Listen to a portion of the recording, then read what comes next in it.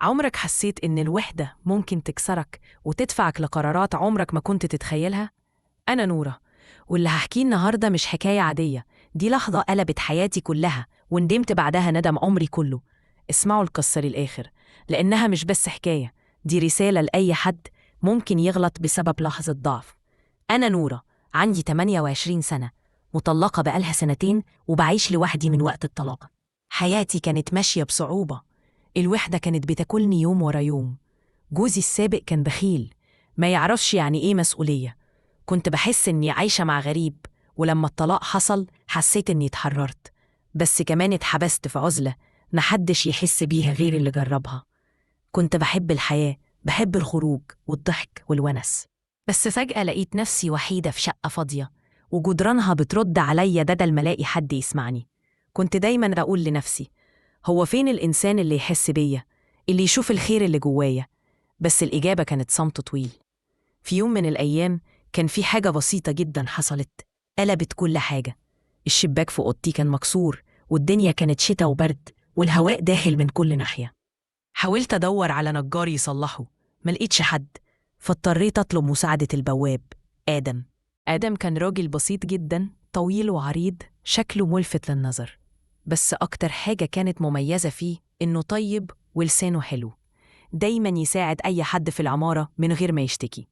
كنت بحس إنه غلبان، وكنت دايما أساعده لما أقدر زي باقي السكان. يومها نزلت له وقلت له، آدم، ممكن تطلع تصلح لي الشباك؟ مش عارفة أنام والدنيا تلج. ابتسم وقال، من عيوني يا ست الكل، ده شرف ليا. طلعت قبله الشقة وجهزت له كوباية شاي تقيلة على مزاجه، وقلت له بعد ما تخلص شغلك هتتغدى معايا، كنوع من الشكر. أنا كنت حاسة إنه غلبان ومحتاج حد يقدر تعبه. وهو بيصلح الشباك كنا بنتكلم كلام عادي جدا عن الحياة والوحدة والتعب اللي في الدنيا. اكتشفت إنه برضه وحيد، بعيد عن أهله، وبيشتغل طول اليوم علشان يعيش. كلامه كان بسيط وصادق، وحسيت إنه بيفهمني. حاجة غريبة إنك تلاقي حد يحس بكلمة من غير ما تشرح كتير. لكن لحظة الضعف دي كانت بداية الغلط. وأنا في المطبخ بحضر الغدا لقيته بيقولي، لو محتاجة مساعدة أنا معاكي. قلت له، قشر البطاطس معايا وننجز الغدا.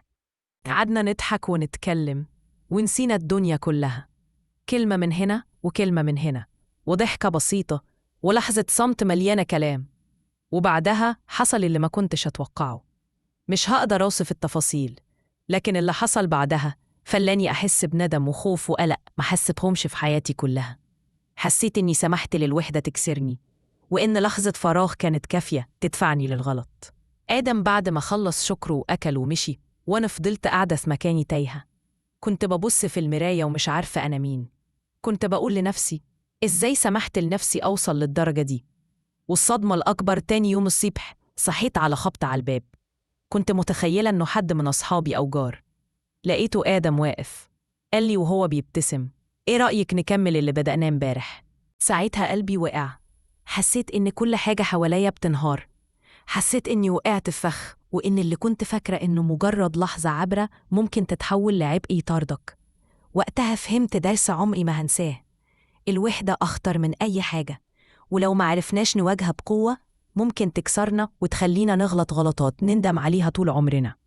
أنا بحكي لكم قصتي النهاردة مش علشان حد يلومني، لكن علشان أي حد عايش نفس إحساسي يعرف إن الحل مش في الهروب. الحل إنك تتمسك بنفسك وتدور على الطريق الصح حتى لو كان صعب. النهاية، ما تسيبش لحظة ضعف تتحكم فيك، لأن أوقات كتير بنندم على قرار خدناه ثانية ويدمر سنين. لو القصة علمتك حاجة، سيب تعليق واعمل إعجاب واشتراك، واستنى قصص تانية فيها عبرة حقيقية.